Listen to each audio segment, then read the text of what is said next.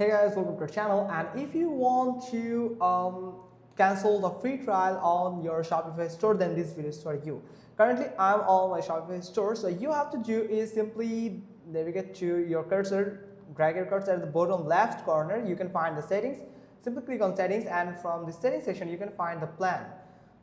So usually you can find the plan section, and in plan you can find all of your plans that you have purchased or you currently have on Shopify. So right now I have just paid person from here. You can find the free plan just like this. You can find the trial just like this and the date, how many days remaining, and you can easily find the cancel trial button here at the beside of choose plan.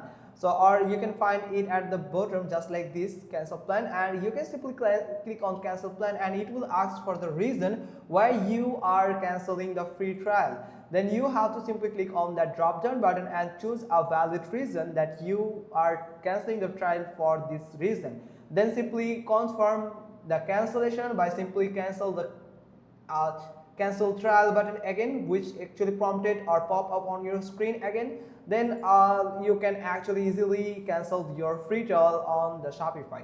So that's how you can just simply do it. Hope you got this. If so, then give us a thumbs up. Don't forget to subscribe our channel, and thanks for watching. Till next time.